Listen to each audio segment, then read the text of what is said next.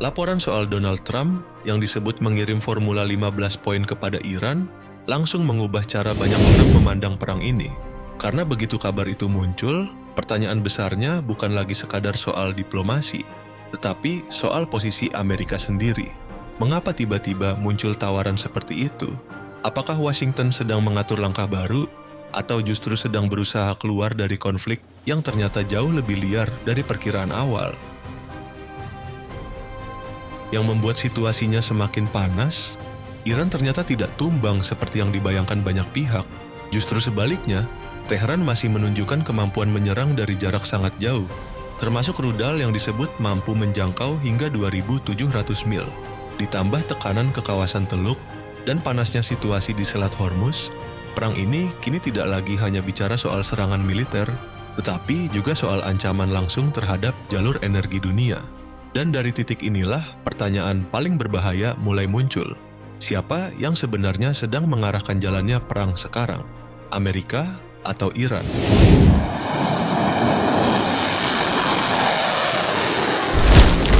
Pernyataan Trump bahwa tak seorang pun menduga Iran akan menyerang negara-negara tetangganya justru terdengar janggal.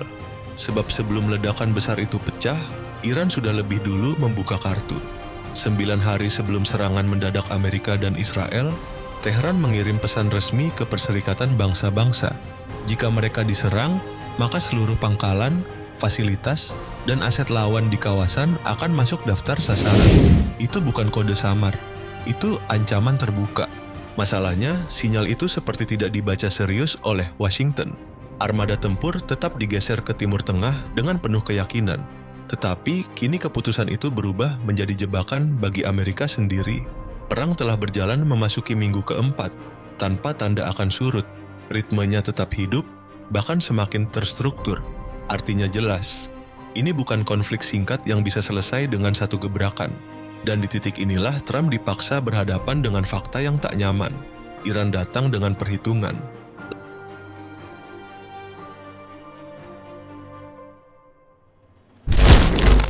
Lalu situasinya melonjak ke level yang lebih gelap. Satu demi satu, tokoh inti Iran tumbang. Ali Larijani, Kepala Dewan Keamanan Nasional tertinggi Iran, dilaporkan tewas dalam serangan Israel pada 17 Maret 2026. Banyak pihak menilai kehilangan ini bahkan lebih mengguncang daripada lenyapnya figur sebesar Ali Khamenei di fase awal perang. Sebab Larijani dipandang sebagai orang yang secara nyata memegang roda kendali negara setelah kematian Khamenei.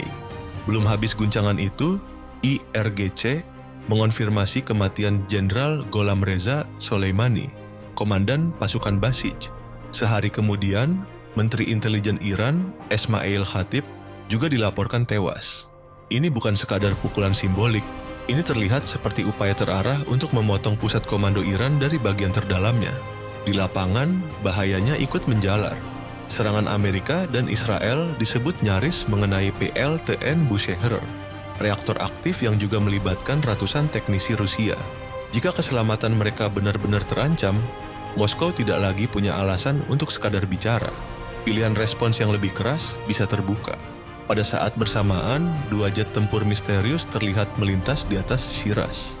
Bentuknya disebut menyerupai Dassault Rafale atau Eurofighter Typhoon, bukan milik Amerika. Kemunculan ini langsung memantik dugaan bahwa negara-negara Teluk seperti Qatar atau Arab Saudi mungkin tidak lagi sepenuhnya di pinggir arena. Dan pukulan yang paling sensitif datang saat Israel menyerang ladang gas South Pars, nadi energi Iran sekaligus salah satu ladang gas terbesar di dunia. Ini bukan lagi sekadar perang yang memanas. Ini pertanda bahwa konflik sedang bergeser ke fase yang jauh lebih brutal dan jauh lebih sulit dikendalikan.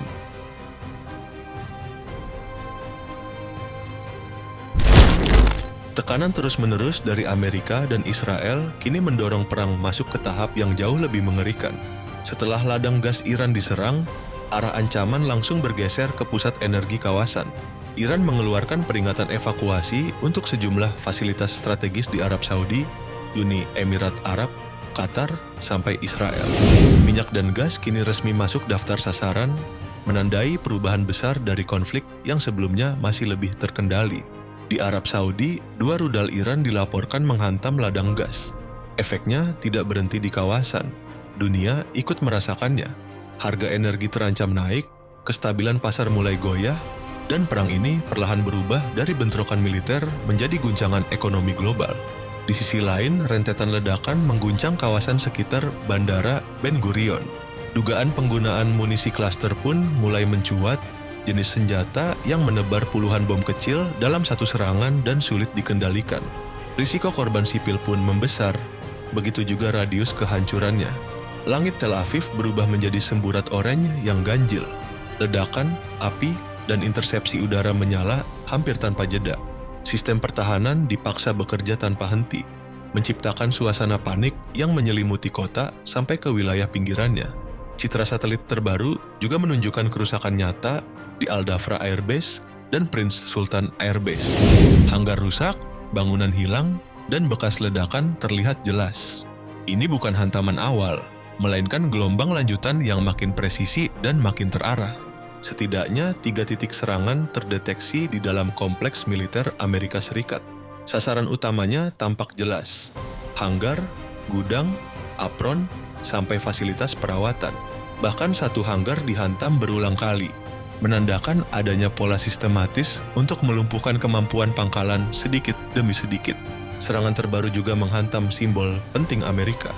Kedutaan besar AS di Baghdad diserang kelompok Islamic Resistance in Iraq dengan drone kamikaze Shahed 101. Yang paling mengkhawatirkan, sistem CRM dilaporkan gagal mencegat. Ini bukan lagi sekadar balasan. Sedikit demi sedikit, biaya yang harus dibayar Amerika dalam konflik ini mulai terlihat tanpa penutup. Nilainya terus naik dan kini sudah melampaui 24 miliar dolar. Setiap operasi militer, setiap pergerakan pasukan, dan setiap sistem pertahanan yang diaktifkan seperti membakar anggaran dalam tempo cepat, bahkan melampaui banyak hitungan awal yang dulu dianggap masuk akal. Di medan perang, kerusakan perlengkapan tempur juga terus menumpuk. Radar mahal, drone, sampai fasilitas pangkalan mengalami pukulan berat. Yang paling menyolok adalah ketidakseimbangan biayanya. Rudal pencegat bernilai jutaan dolar dipakai untuk menghadapi drone murah. Dalam jangka panjang, pola seperti ini bukan hanya boros, tetapi bisa menjadi lubang besar yang sulit ditutup. Sementara itu, jumlah korban terus bergerak naik di semua sisi. Iran memikul dampak paling berat, dengan lebih dari 1.400 orang tewas dan sedikitnya 18.500 lainnya terluka. Besarnya angka ini menunjukkan bahwa skala serangan tidak kecil dan dampaknya menjalar luas ke area sipil maupun militer. Israel di sisi lain melaporkan 17 korban tewas dan lebih dari 3.000 orang luka-luka. Jumlahnya memang lebih kecil, tetapi cukup untuk menunjukkan bahwa serangan balasan Iran dan kelompok proksinya masih sanggup menembus pertahanan dan menciptakan guncangan nyata di dalam negeri.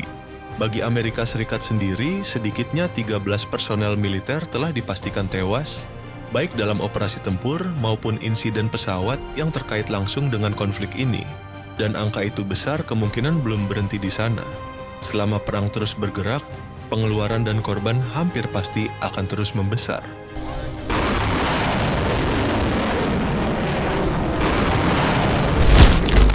Di tengah perang yang makin meluas, satu kenyataan mulai sulit dibantah. Citra Amerika Serikat di mata dunia terus merosot. Bahkan disebut anjlok sampai 79% sejak perang ini pecah. Di banyak negara Eropa, penolakan mulai membesar.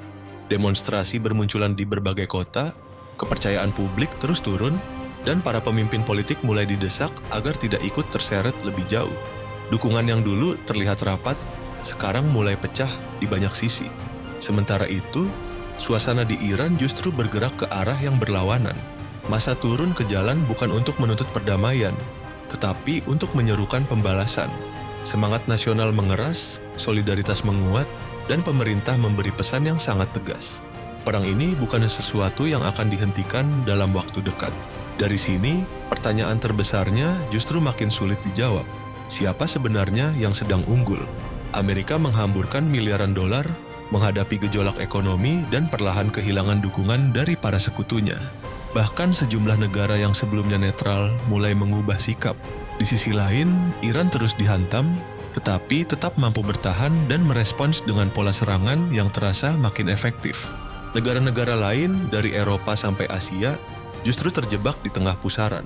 Mereka tidak ikut bertempur, tetapi tetap harus menanggung akibatnya, mulai dari lonjakan harga energi, gangguan rantai pasok, sampai ketidakpastian ekonomi global yang semakin dalam. Sekarang, konflik ini sudah masuk ke tahap yang lebih rawan. Serangan mulai mengincar infrastruktur energi, kilang, ladang gas, sampai jalur vital seperti Selat Hormuz. Gangguan sekecil apapun di titik-titik ini langsung mengguncang pasar global. Harga minyak melonjak, pasar bergetar, dan beban ekonomi mulai terasa di banyak tempat. Di balik semua itu, Teheran memegang satu garis keras, tidak ada kompromi, tidak ada penyerahan. Selama sikap itu tidak berubah, perang ini tidak akan reda. Dan itu artinya dunia sekarang bukan lagi sekadar menonton dari kejauhan, tetapi sudah ikut terseret masuk ke lingkaran dampaknya.